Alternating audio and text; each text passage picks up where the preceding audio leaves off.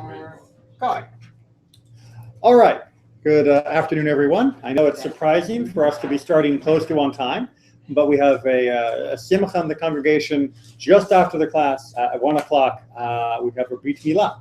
And as such, I need to make sure that we have time for both mitzvot, both for studying as well as for the brit milah. So I appreciate those of you here on time. And for those of you that are listening, I'm sure you're going to hear the door open and close a few times as some of our other people come. Is that Penelope telling me the recording isn't working? She's my fifth columnist. Always gives me the secret information. No, we're okay. All right. So we are in the book of Deuteronomy, and we are going to hit everybody's least favorite part of Kriyat Shema. So we all know that we have a mitzvah to say the Shema twice a day, and that according to our sages, saying the Shema twice a day isn't just the one sentence that everyone knows by heart, and it's not just the one sentence plus the ve'ahavta that many people know by heart. It is the one sentence, the ve'ahavta, and two more paragraphs. And most people remember the last paragraph pretty well. Right? What's the last paragraph of the Shema block about? The tzitzit, exactly, right? You have the tzitzit in your hand, you're kissing them when you say the word tzitzit, and it also, of course, has the theme of God being the God who led us out of the land of Egypt. Nice, good, memorable stuff, no problem there. And the second paragraph? The middle paragraph? If then. If then. Yeah, that's actually the title of this week's YouTube thing. It's if then, but if-ish what? And then, huh? It's a little either difficult to understand, or people think they understand it and reject it and are uncomfortable with it. And so we are going to wrestle with the second paragraph of the Shema today. Well, let's just leave it at that. Well, less introduction, more text. So we are on page 1052, which is Deuteronomy chapter 11 and verse 11. Did I say verse 11? I meant verse 13, sorry. We're chapter 11 of Deuteronomy, Devarim, and we are on verse 13. And as our designated reader has gone back north, we'll need a volunteer to read. Not too shy? I will. Thank you. 1052. Yes, Yep. 1052. If then you obey the commandments that I enjoin upon you this day, loving the Lord your God and serving him with all your heart and soul, I will grant... Oh, pause. I want to break this down. Okay. So we have an if statement here, right? What is the if? What has to be done for the if clause to be fulfilled? Obey the commandments. All right. That's it, right?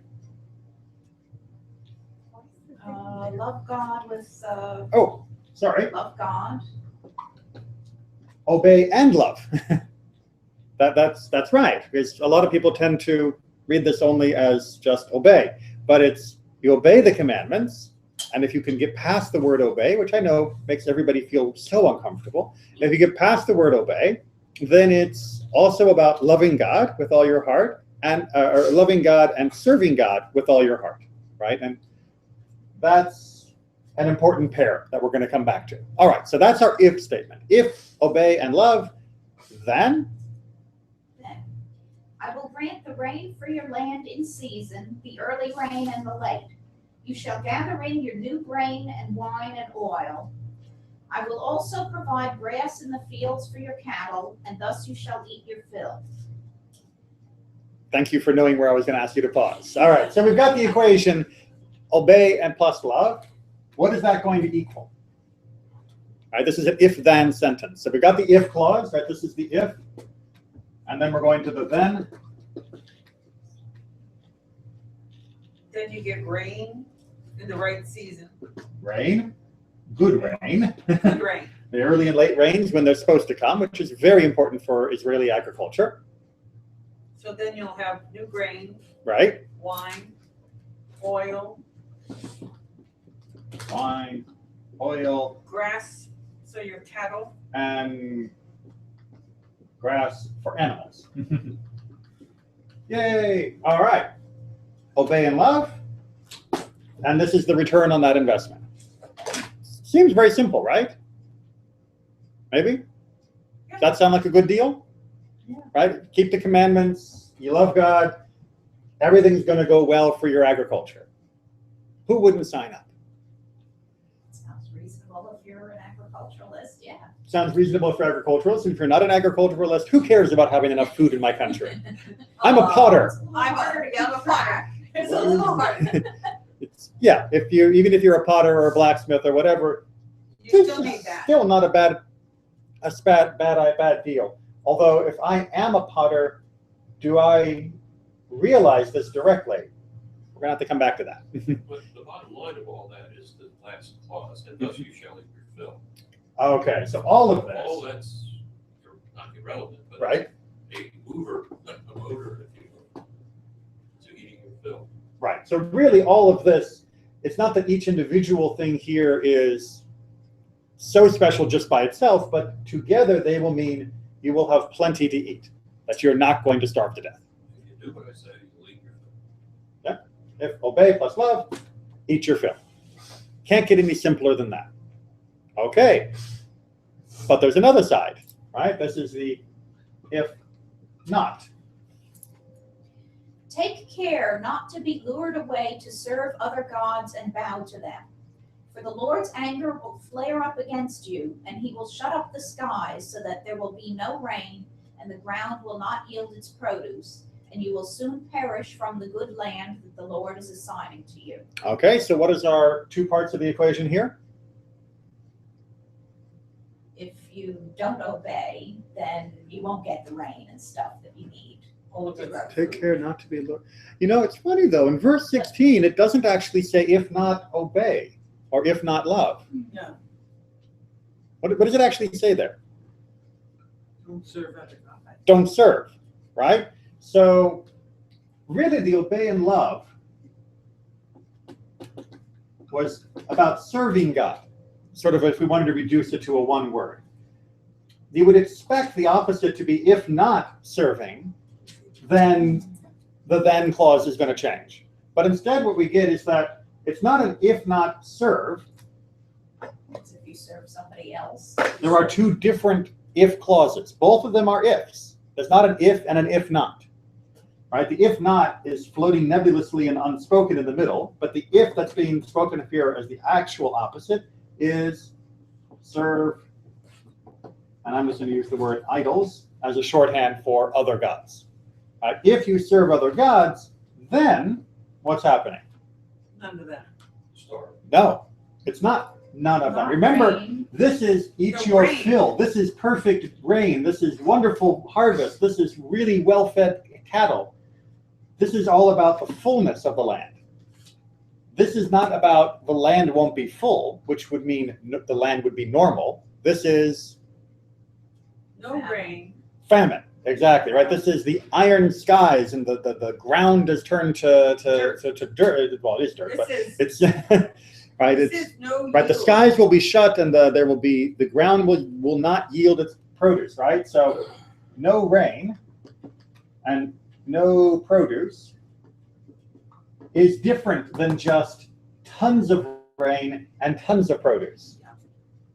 Right. It's not just the opposite. Right. The opposite would just be you don't get it, or it is the exact opposite rather than just its negation. That's probably a better way to put it. Right? Just eliminating this doesn't mean you starve. Down here, no rain, no produce. This is perish. Right? Not just you're not full, but you are perishing from the land. Right? We are two diametrically opposed. Not just if you do it, you get good, and if you don't get the good.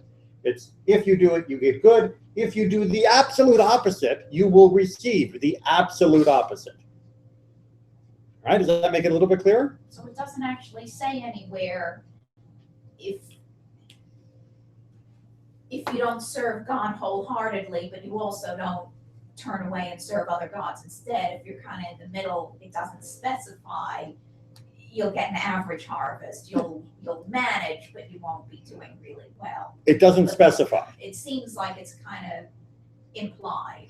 Well, we're going to have to come back to that implication, right? Because if I don't obey and love and serve wholeheartedly, but I'm also not worshiping idols, should I expect to get the average of these two? You know, is God going to sort of balance it out by the proportion with which I'm serving wholeheartedly? Or is it just going to be up for grabs what happens in the middle? Is it this is a guarantee and this is a guarantee, and in the middle, you roll your dice and you take your chance? Right? Is it this is a suspension of the laws of nature, this is a suspension of the laws of nature, this, nature. And nature is sometimes good, nature is sometimes bad. You just can't rely on it. There's also the question, I mean, this is directed at the whole population. And how much of the population has to do this in order for them? Who is this aimed at, right? Is this aimed at you and you and you? Or is this aimed at you, the you all, which is the collective plural in American English, right? Whereas in the Hebrew, this is a collective you. Right, every time you see the word you in this paragraph, it's not referring to a singular you. There's a specific Hebrew word for that. It's referring to the collective you, the yous guys, if you will, the you all of the people of Israel. And does that mean then, as Michael's pointing out, it's if everybody's doing this, then we get the goodies, and if everybody's doing that, we get smashed? But if there's a proportion of us doing one and a proportion doing the other, how does it get broken down? If my neighbor has an idol and I don't, does he get no rain and I get rain? In Orlando, I can believe that. It sometimes feels like the rain is falling on one house and missing the other. But that would be a rather unusual occurrence, certainly in Israel, and even in this strange weathered city. It would be rather unusual for a harvest to be determined so succinctly by rain on one field and not on the next. So what's the collectivity do to all of this? All right, let's just finish off the rest of this paragraph as we read it. We're on verse 18, yes. Therefore, impress these my words upon your very heart. Bind them as a sign on your hand, and let them serve as a symbol on your forehead. And teach them to your children, reciting them when you stay at home and when you are away, when you lie down and when you get up. And inscribe them on the doorposts of your house and on your gates, to the end that you and your children may endure in the land that the Lord swore to your fathers to assign to them, as long as there is a heaven over the earth. All right, and that's the end of the second paragraph of Shema. All right, handouts coming around. So why do we do this paragraph? There are so many pieces of Torah. Why this paragraph for the requirement of saying the Shema twice a day? Right? Of all the quotes from the Torah, maybe, of course, the Shema is very distinctive and maybe it has some reason, and then the Ve'ahavta comes with it. But this paragraph and the paragraph that we read about Tzitzit, which comes from the book of Numbers, from the book of Bamidbar, are totally disconnected in terms of the text from the Shema and Ve'ahavta. So why add them, and why add them in the order that they're in? Right? Why not put the Tzitzit one first and then put this one as the last one? So we're going to look at a few teachings about that before we get into the meaning of this if-then clausing. All right. Still okay for reading? Sure. Please. Rabbi Yehoshua ben Korcha says, why is the first paragraph of the Shema before it shall be if you listen? Right. It shall be if you listen is the introductory phrase for this paragraph that we just read. So why is the Ve'ahavta before this? In order that a person will first accept the yoke of God's kingship and then the yoke of mitzvot. All right, so Rabbi Yehoshua ben Korcha says it's very simple. First, you have to accept God, and once you've accepted God as being king or ruler, then you're willing to accept the commandments from that ruler. Right? If you don't acknowledge a government as having authority over you, you're certainly not going to acknowledge the rightness or the appropriateness of its laws. Does that make sense? Right? If somebody says, oh, by the way, I've just created a new country called Floridistan, and my capital is just down the road, and here are the new laws for Floridistan. How many people are going to run out and start following those laws? I'm not seeing a lot of love. right? Floridaville, is that better? Floridaburg? What was it in Iceland? Florida Rick? Floridavic, right? No? So you don't accept my right as your ruler, and therefore you don't accept my laws. And that's what Ben Korcha is saying here. If you have to first accept God as God, before you can be expected to, or should, then accept God's rules as your rules. So the order make a little more sense? Maybe? Okay. Now let's take care of the next paragraph. Why is the second paragraph before "and God said"? Because the third paragraph only has mitzvot that apply during the day, while the second paragraph applies both at day and at night. Right? So even though both paragraphs that come after the Ve'ahavta talk about mitzvot, one of them talks about mitzvot in general, and the other talks about a specific mitzvah, the tzitzit. And since one of those is a bigger, broader, especially in terms of day and night category, and one of them is only on day, then it makes sense to put the bigger in front of the smaller, the more common in front of the less common. I know there's not exactly a huge spiritual teaching there. Yeah. This is just called good editorial process. Now it is, because it is a little bit of a good question, because the paragraph that we read at the end, the one about tzitzit, comes earlier in the Torah than this paragraph that we're reading today. So if you were putting them chronologically, the tzitzit should come first. But thematically, it's a smaller subject matter. So it comes secondarily, or tertiary in this case. Make sense? Maybe? I know, it's not exactly the most compelling and spiritually uplifting. The first half of the teaching and from Brachot is more, yes, I got that. Accepting the yoke of heaven, accepting the sovereignty of the mitzvot. Okay, but let's move on. One first reads the paragraph Shema because it contains the commandment of the unity of God, love of God, and learning, which is the great principle upon which everything else depends. Right, the Shema and the Ve'ahavta is about love. It's about God. It's about loving learning. This is the root. This is the core. This is why we make such a big deal out of the Shema and the Ve'ahavta. Right, and no matter where you go, even if the other paragraphs are done quietly, the Shema and the Ve'ahavta are almost always going to be done out loud and strongly, forcefully by the congregation, because this is the foundation. Afterwards, the second paragraph, which commands regarding all the rest of the commandments. There should have been another comma. Afterwards, the second paragraph, which commands regarding all the rest of the commandments, right? So the Shema and Ve'ahavta gets precedent because this is the uber commandments. And then we go to the rest of the commandments for our second paragraph. And then finally is the paragraph of tzitzit, which also commands us to remember all of the commandments. Okay. So we see a pattern here Rambam's trying to lay out for us. We get the biggest, most essential, primary commandment, love. God is one, learn, teach, all that good stuff. Then we go to, and there's a whole bunch of other commandments you should do too. And then finally we get the idea of don't forget the commandments, which is, of course, why we wear tzitzit. They are there as a reminder of the commandments. So you get the most important, you get the summary of all the rest, and then you get the reminder.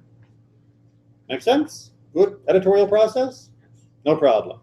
All right, but we still haven't got an idea of why this particular commandment, because there's statements about keep the commandments as a general rule that are all over the Torah. It's kind of a big deal in the Torah that we should keep the commandments. God repeats that. Why this particular section? Well, the Yerushalmi gives us an interpretation of why these particular paragraphs together were chosen and what they achieve by their combination. Why do we read these paragraphs every day?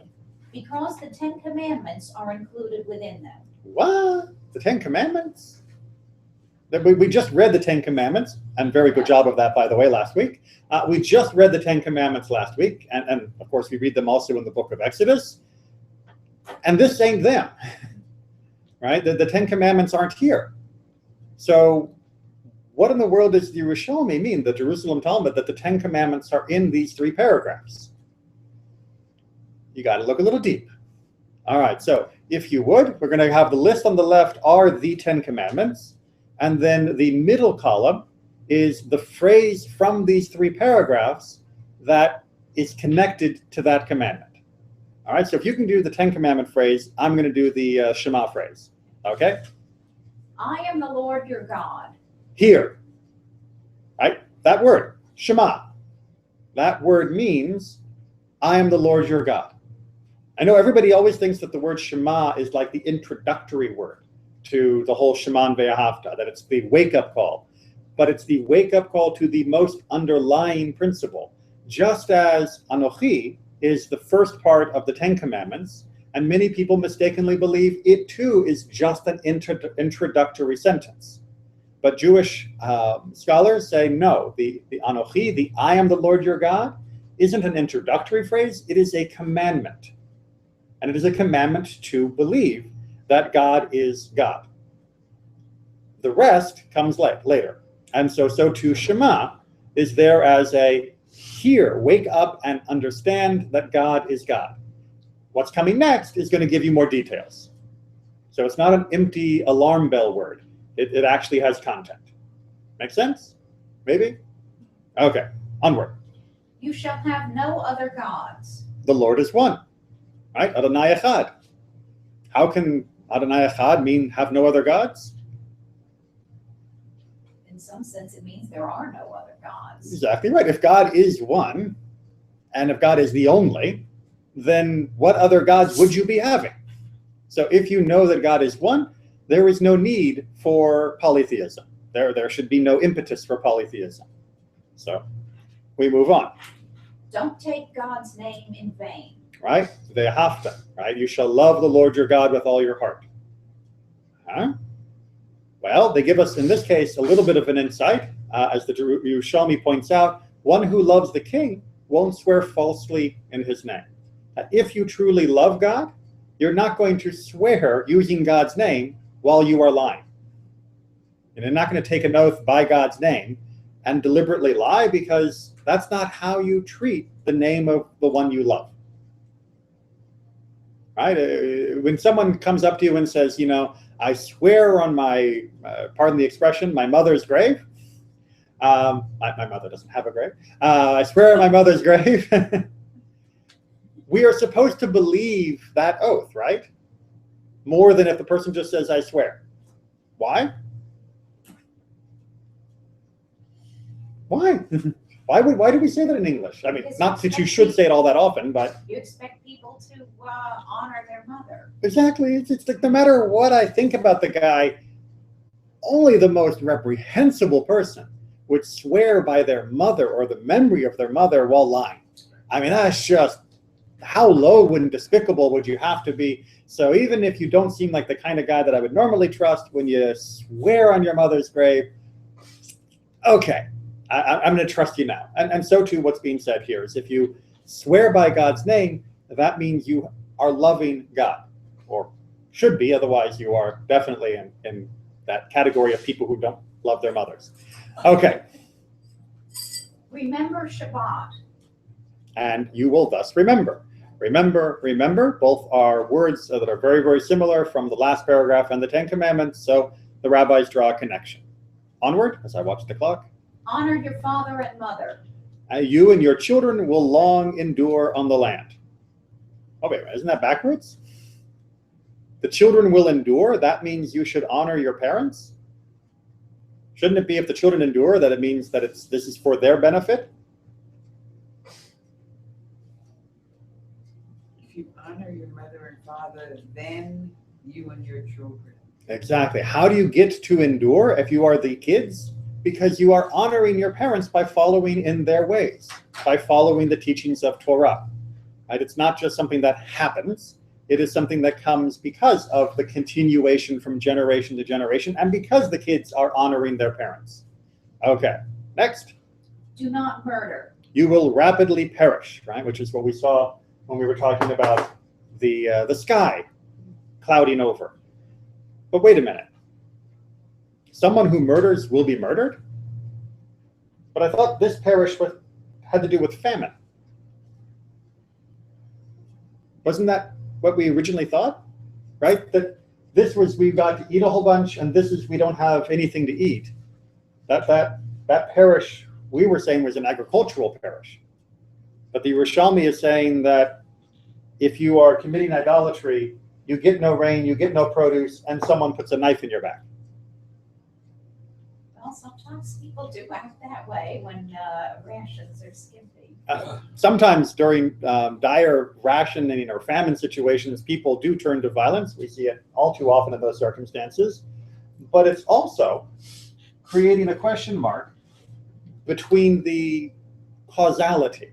That yes, the rain may give up, the produce may not be there, but the death that you receive may not be an exact one-for-one, tit-for-tat result of that. It may instead be a tit-for-tat for what you did. You were a murderer. Why would you starve to death? More appropriate punishment is you get murdered. It's opening up the tight formula that seems to be here and saying maybe the formula isn't exactly meant to be so tight that we think this is always literally going to happen in as specific and in as orderly a fashion as the text may be interpreted to me. But instead there might be room for divine improvisation.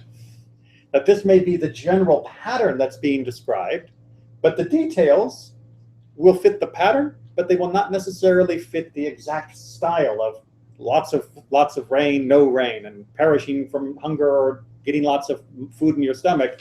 This may be a general statement of things going superbly well, and this may be a general statement of things going superbly badly. And you don't have to watch the grain to decide which way you're going. It could come in different forms. Yes? See how the Yerushalmi is introducing that concept as we go through? All right, onward. Do not commit adultery. You will then not stray after your heart and eyes, from the third paragraph. Notice that this is in the sequence of the Ten Commandments, not the sequence of the texts that we're reading. So it's a little bit out of order, but in the third paragraph, we are told not to go straying is the euphemism on the handout, but it's literally lusting or whoring after our eyes, so on our heart's desire. So that does seem as a very tight connection with adultery. Onward. Don't steal. You will have an ample harvest. What? Don't steal, you will have an ample harvest. And not the harvest of someone else.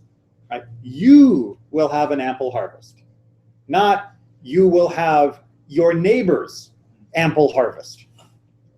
And so by reminding us that you will be blessed and with a good harvest, it's reminding us you don't take from your neighbor's harvest. You rely upon your own. Don't steal. On. Don't bear false witness. I am the Lord your God. Right, from the very end of the third paragraph. Right, when you go up and you swear to give testimony about something, and you are lying in the process, you are going against God, not just perjuring against that person. Right, and you need to recognize that Adonai is our God when you are giving such testimony. And then finally, do not covet, which we talked about an awful lot last week. On the doorposts of your house. What? The mitzvah of the mezuzah tells me not to covet? Again, seems a little incongruous, but the Yerushalmi clarifies it for us. Your house and not on your friend's house. Right? You're supposed to put a mezuzah on your house, which means the house that belongs to you, not your friend's house who you somehow finagled away from him, that you're now putting a mezuzah on that. You set your eyes on your doorposts for your mezuzah, not your neighbor's. All right, so the looking at the mezuzah is not just a reminder of God and the Vehafta and all of that. Looking at the mezuzah is also a sign of, this is my house, and I do not need to covet anyone else's. Make sense? 10 commandments in 3 paragraphs, and they're not even there. Now, this is kind of an important theological statement as well, because there was a time when we would recite the 10 commandments daily. The 10 commandments used to be part of the daily liturgy, just as the Shema is. But the minim, the heretics, the early groups that broke away from Judaism, held up the Ten Commandments as being the only commandments that mattered. And in order to take the wind out of their sails, we took the Ten Commandments out of our service. So that we said, no. Yes, we used to recite the Ten Commandments, but that doesn't mean they're the only commandments that matter. Look, we're even willing to cut them out of the service, and that's okay, because all the commandments are important. You can't just pick 10 that you like. You're going to add to that? But you mean the early Christians? Probably, yes. Okay. But the one thing we did do is that every prayer book, someplace inside the prayer book, are the Ten Commandments. If you look through the pages long enough, you will find them. You Yes. will find them. So it's we changed their place in the service. Right. But we didn't eliminate it. It was shuffled. But we did the same thing with the sounding of the shofar. And with the recitation of the Shema, which at different times was also right. prohibited. Yes. And the response to the Shema or who. We switched those things around. A historical tour of the Siddur can tell you an awful lot about different aspects of our history and culture, strife, theological arguments, and rest. It's a whole history. Who could find out who was the spy for the government? Because we used to have informers that would come to shul. Yeah. Which nowadays you can always tell who the informer is. They're the person who gets here at 9:30. Sorry. All right. So, are we feeling better about the second paragraph? Right. It's got this idea of accepting the mitzvot after we accept God's love, and then we are finding the clues and hints of the Ten Commandments, or are we still disturbed by the equation? Does this still seem a little? Well, doesn't it just seem unrealistic and wrong? I mean, does this mean, if I step over here, can I read the equation backwards?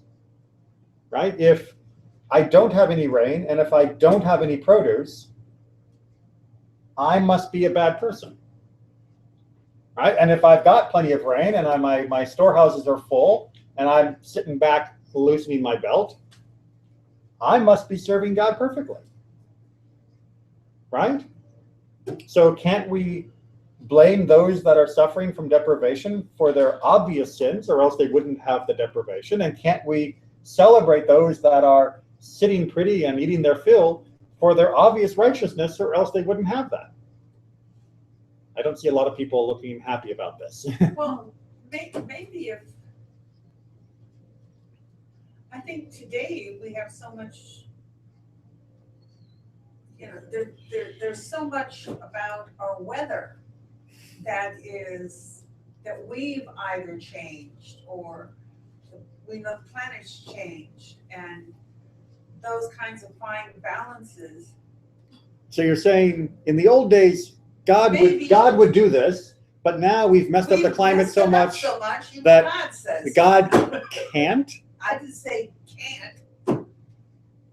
Maybe we're But the deal didn't have an ask. asterisk that said subject to human conditions, human weather conditions, right? It's all bets are off with global warming. I mean, it says if then, and doesn't that mean I can read then if? But if we mess up nature, we're not serving God?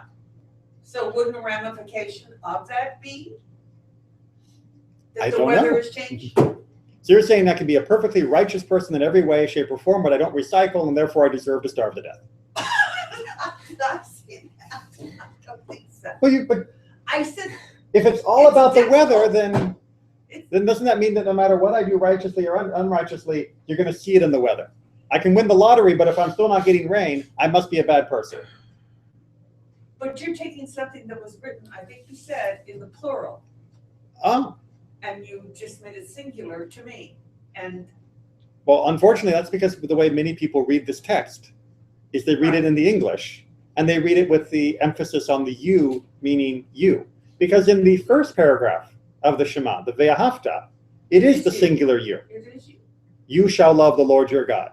But here it's the group you, and it's got all this agricultural stuff, and it seems so cut and dry like California, that that it's almost inescapable logic. And either I reject the theology, the God that creates this logic, because how could that possibly be fair? Or else I have to abandon my sense of compassion for those who suffer, or else I have to try and understand it some other way. And that's what we're going to work on, is that other way. Yeah, Rabbi, two thoughts.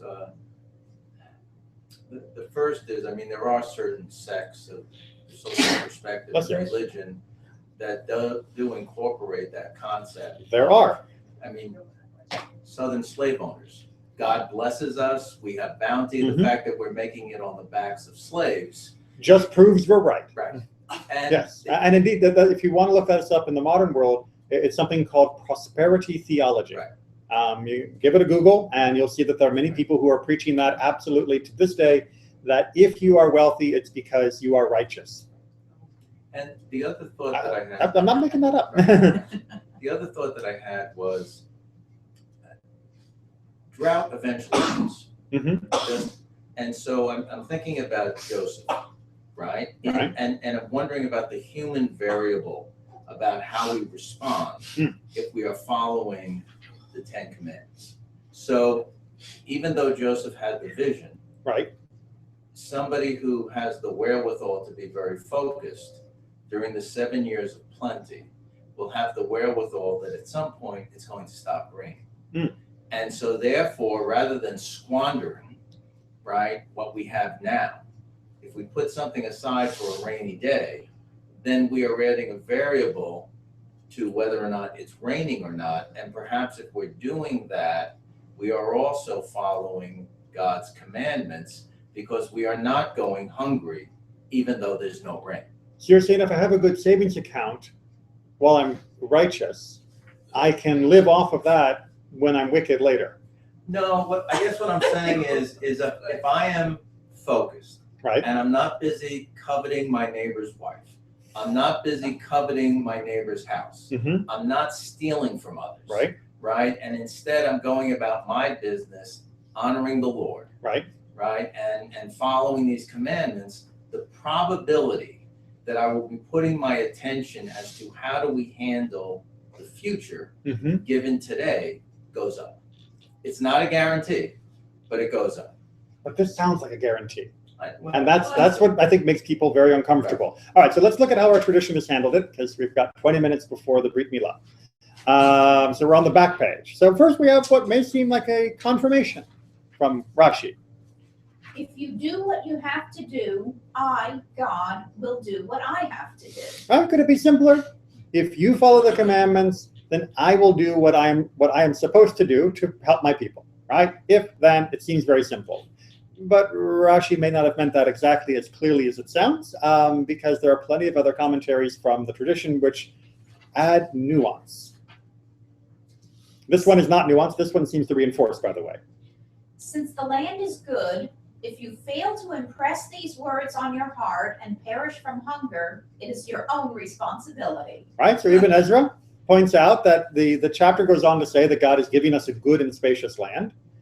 And the emphasis on the good land is there not just to impress us that, wow, this is such a nice place, but to impress upon us that if you die of hunger there, it's not because the land is no good. You did something wrong. Right? There's no reason anyone should starve in Israel, because the land can support the population quite handsomely. So if you are starving, own up to it. Bit rough? Does it come out better if we read it in the plural? If you, the nation, are starving, then you, the nation, must have done something wrong. Do we feel a little bit less uncomfortable if we don't say, oh, I see that guy over there on the side of the road who's begging for food? That's because he didn't make a living off this good land, which means it's his own fault. That seems a little harsh. But if we look around and say, the reason why California agriculture is in such trouble is because we have taken and taken and taken from the water system in a way that never prepared us for when the weather might change in consecutive years, to then be able to sustain ourselves. So it's not our fault the weather changed, but it is our fault that we built a system of agriculture that was built on the belief the weather would never change, that it would always be ideal. Is that more our fault? Do we feel more comfortable blaming ourselves about that rather than blaming the individual guy who's hungry on the side of the road? Shared Little bit. guilt is always more acceptable. Shared guilt is always more acceptable and perhaps more true, because we may be a little uncomfortable about the one individual who's hungry because we can't really know what happened. I mean, it may not be that the land wasn't good. Maybe somebody came and burnt his crops in vandalism or something. Maybe somebody stole his crops. Maybe somebody beat him up and he was too injured to work his field while in the crucial times. But when we talk about the collective, we can see patterns that transcend the individual behavior and show the collective tendency of our group and the collective effect that comes out of our group. Right? It's to use a metaphor that is quite old. It's no individual drop has to fall exactly in a particular way for you to see the rainbow in the waterfall. Right? The rainbow is the collective effect of all the drops coming down in a general tendency. And even if some are being blown up by the wind, and even if some of them are going sideways, and even if some of them hit the rocks and never make it to the bottom, collectively enough are moving in a similar enough direction that you get the rainbow. Right? But you can't blame an individual water drop or reward an individual water drop for that rainbow. It was the group effort that made it happen. Personally, I find that it makes me uncomfortable to think that God is punishing people collectively for with the weather pattern, for example. All right, so let's say if 80% of the people are absolute, jerks. They're terrible. They're mean people. 20% are nice. Why should they go hungry? Right? That doesn't exactly seem like what would be fair. Let the 80% starve, sure, but the 20%, right? Let the individual suffer for the individual's crime. Right? No? We don't like punishment. Makes me very uncomfortable. We don't like punishment, do we? Do we like being blessed? Oh, definitely. Then why do we resent punishment? All right, let's see. Ramban's going to introduce some nuance to this that I hope will begin to help us. All right, so we're on the third paragraph from the back. God does not miraculously provide rain and other support except on the basis of how the majority acts. Individuals live by their own merits and die for their own sins. All right, let's make sure we got what he said here. You don't get miracle rain or miracle droughts except if the majority is earning miracle rains or miracle droughts. Individuals, they're just on their own. Right? They go up, they go down, depending upon what they're doing. Now, there's a word here that's really, really important. Miraculously. Right? Is this saying that every drop of rain is divine reward or punishment? No. He's saying the miracle rain and the miracle drought that was talked about in this paragraph, those have to do with divine intervention for the majority are good and divine intervention when the majority are worshiping idols. The other rain that happens is just rain. Right? That's just weather. It's the miraculous ones that only come and go by the majority. But, if we keep going. If the Israelites observe all the commandments out of perfect love, God will do these miracles for them. If they do the opposite, God will do the opposite. Know that special miracles are not performed except for those completely good or evil. God treats normal people with good or ill that appears to occur in the normal way of the world according to their behavior. Oh, what's that? Ramban, Nachmanides, right? So what he's saying is, to go back to our picture, it's this big fluffy cloud in the middle. That's all of us, right? You got the real perfect villain, and yes, they get special supernatural treatment according to Ramban. And you got the real perfect righteous, and they get real special treatment.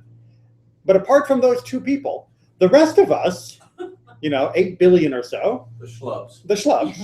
Right? And really, Judaism is, in other places, very clear that the perfectly righteous and the perfectly wicked are both almost like unicorns. Yeah. That you don't really meet one in the wild. That we can talk about them hypothetically, and perhaps, yes, we're not going to discount that such things exist, but photos or it didn't happen. It's Bigfoot. It's maybe there's a Bigfoot, maybe there isn't. But until someone brings in a Bigfoot and shows it to me, I'm going to think that most things that you see in the wood are bears. And like people, there may be people that are perfectly evil, and there may be people that are perfectly righteous. But until you can bring me some hard evidence of that, I'm going to assume that most people are like most people, which is a mixture of one or the other. And Rambam is saying that, yes, most people are a mixture, and they're going to receive their rewards, their blessings, and setbacks on their own merits, and it's going to just come in the normal course of things. You're not going to get lightning bolts striking them dead out of a clear blue sky, a miracle punishment, and you're not going to get miracle money raining from the sky that shows you how righteous they are, which means you can't read the equation this direction, right? It doesn't work. Because no matter what they're getting, you don't know if this is just a minor tweak here and there, if it's part of the natural course of things, if it's part of the reward cycle, the punishment cycle, the setup for the real punishment. You don't know this direction. All you know is that there is the possibility, and there is a reality which you will never completely understand or divine, pardon the pun, that links between how we serve God or how we serve idols. So we know these are not this is not recommended and this is recommended, and that there will be a better life if you do this than if you do that. Right. But if you think you can make weather forecasts based upon how righteous you were yesterday we had an 80% righteousness in the Orlando area, which means tomorrow we should expect scattered thunderstorms at convenient times. Today we are working on a 90% righteousness, which should be good for everyone. So get out the fishing poles. It's going to be a great day. You're not going to get forecasts based upon your righteousness assessment, right? Which I guess should make the forecasters happy, because then they get to keep their jobs. Keep reading radar maps. All right, onward. You must not say, I am studying God's laws to become rich, or to become a rabbi, or to get a reward. Everything you must do out of love, and in the end, reward will come. But wait a minute, Rashi just a few paragraphs ago said, if you do what you have to do, I will do what I have to do. And now he just told me that don't do it so that I'll do what you want me to do. Don't do it for the reward. Don't do it. Obey and you will have plenty to eat. Sounds like obey so you will have plenty to eat. Right? Isn't this a reason for obeying? It does, except for the love part being in there. Well, because you think you can't control your love? Love God and you will prosper. So work on the love. You can work on loving something, right? You can learn to appreciate something. If someone has never gone to hear classical music and they don't like it the first time they go, they can take classes, they can learn more about it, they can hear perhaps better performances of it, and they will come to appreciate and love it more. No, there's a difference between appreciation and love.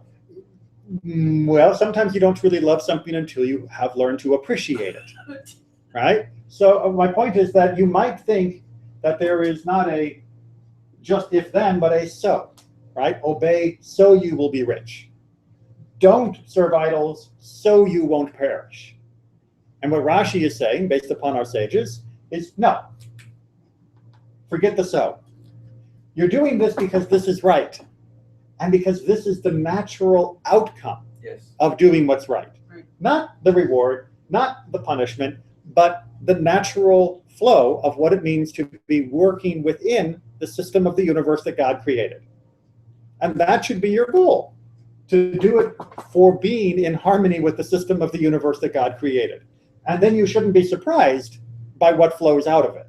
But this should not be your motivation, right? The reward will come, but don't be surprised when it does, but also don't make it your motivation. What comes to mind is the lyric by John Lennon and Paul McCartney, the last line on the Abbey Road album.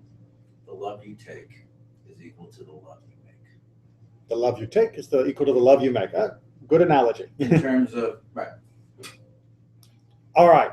But we're still talking very physically. right, about the reward. We're still talking rain or prosperity or blessing in a way that seems very, very tangible. So let's just throw a little Talmud in to make it messy. The reward for a mitzvah does not exist in this world. Okay. We were talking about rain. Where does rain exist if not this world? Isn't this whole category reward? Wasn't that what we were talking about? Isn't this whole category punishment? I thought the entire time we were talking about reward and punishment in this world. If I'm good, I will be rewarded. If I'm bad, I will be punished. I mean, it couldn't be more straightforward, right? And then the Talmud comes in and says, no, the reward never happens in this world. Well, if the reward doesn't happen in this world, what do we call this? That's fuel for more mitzvahs. That's fuel for more mitzvahs. Explain, what do you mean? Well, I mean, if you don't have that, you're going to die. You can't do mitzvahs. Dead men do no mitzvahs, Yeah. right? Dead men say no prayers. Right. So therefore, this is not so much a reward for what you do. It is an incentive to do more. It's both. Which leads us to Rambam, right? Sorry, I read that sentence ahead. What's that? No. It's exactly right. It's exactly right. It leads us to Rambam. Right. Our final text is from Hilchot Tshuva. This is from the text that Rambam wrote in Mishnah Torah, guiding people on how to do repentance, how to turn your life around. And much of the section is not just on the practical matters of how you make up for past wrongs, but on the spiritual and emotional side of how you should feel when you are trying to do what's right or trying to avoid doing what's wrong. It emerges that the explanation of all those blessings and curses in the Torah And he is means as all of follows. them. Oh, not just the ones. Not just the ones we're reading, today, but all over the of place. them. Any place you see blessing and curses, this is what should be in your mind. It is to say that if you serve God with joy and you keep his ways, he will bestow upon you these blessings and distance the curses. He does this so that you will be free to grow wise in Torah and follow it, in order that you merit the world to come and all its goodness, and that you will have lengthy days in the world that is infinite. Right? And the world that is infinite is the next world, not this world. You will therefore acquire two worlds, a good life in this world, which will bring to the world to come. For if one will not acquire wisdom and good deeds here, he lacks a means to acquire them. As it says, for there are no acts and calculation, nor knowledge and wisdom in the grave. Right? So as Michael was pointing out, dead men do no mitzvahs. That the idea here that Rambam is explaining is that you don't obey and love so you get your full stomach. You obey and love, and then yes, on general, you will be able to have a happier, more content, and productive life, which will then enable you to grow wise and to be able to perform the commandments, which means you end up with that circle, right? If the rain is coming in its season, if you have a full, abundant warehouse, and if your animals are doing well, and if you are eating your fill, what do you do in such a wonderful time? Thank God. Thank God and serve God. And if you thank God and serve God, then you will find that life tends to be easier. Tends to. And we're going to remember the whole general versus specific issue. And that will provide you more opportunities and more opportunities and more opportunities. It's a self-reinforcing cycle. Make sense? Right? Which means if you start in this part of the cycle, born with a silver spoon in your mouth, as it were, born without disease, born without hunger, born without serious want, you already should be able to kickstart this part of a deep and rich spiritual life. On the other hand, And if you abandon God and you err through food, drink, illicit relations, and the like, he will bring all these curses upon you and remove the blessings, to the point that all your days will be consumed by trembling and fear, and you will not have a calm mind and a healthy body in order to do mitzvot, so that you will not gain entry into the world to come. You will therefore have lost two worlds. For when a person is preoccupied in this world with disease and war and hunger, He cannot engage in wisdom and mitzvot with which to acquire the world to come. Right? So this is not the punishment. This is the consequence of serving idols. But what happens because of that consequence is you find it harder and harder to work your way towards God. Because when you are in poverty, when you are under war, when you are struck by disease, it's awfully hard to have a clear mind with which to pursue wisdom and to pursue the higher path of spirituality. As was mentioned earlier when we were talking about murder, in times of famine, people often resort to murderous actions in order to get what they need. That isn't the punishment, isn't the famine. The punishment is you're now putting yourself on this spiral. You are being allowed to descend and degenerate as you have set yourself on course for. And that has an effect, both in the negative and the positive, for what you will experience in the world to come. That's the reward and punishment, is what happens with you spiritually when you are then removed from the physical side. What have you gained on this side while in the physical world, which translates into the world to come? And all of this is not subject to our judgment of each other. Right? If we see somebody who is in want or disease or hunger or war, do we say, oh, going to be hard for them to be a good person? Bye. And that they deserved it, that this is God's punishment? Or do we say, let me help you? Right? Here's a chance for me, maybe because I'm in the eating my fill phase, here's a chance for me to obey and love God by serving this person who is in need. Because I recognize that they are not suffering a punishment, that they are suffering a consequence, and a consequence that if left unabated, if they are not assisted to recover from, will become a heavy burden on their ability to make the most of this life. And I wouldn't want anyone to go through without being able to make the most of this life. Myself and someone else. So they're not suffering as punishment, they're suffering as consequence, and I'm going to help them avoid that punishment that would come at the end of days from such a life. Make sense? Second paragraph, not so bad? I know it still puts a lot of burden on us that our actions matter, but our actions matter.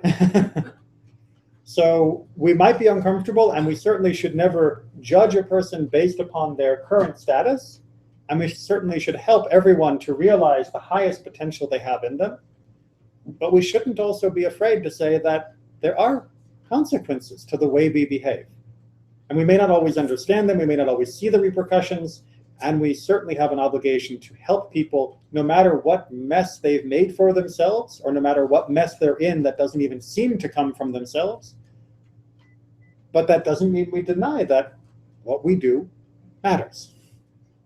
Because if you break that link, if you say, I don't like the second paragraph of the Shema because it makes it sound like people are, blameworthy, then we break the link between our actions and this world. And then what's our purpose? What's the point? All right, let's go celebrate another mitzvah. A new life and another mitzvah that we get.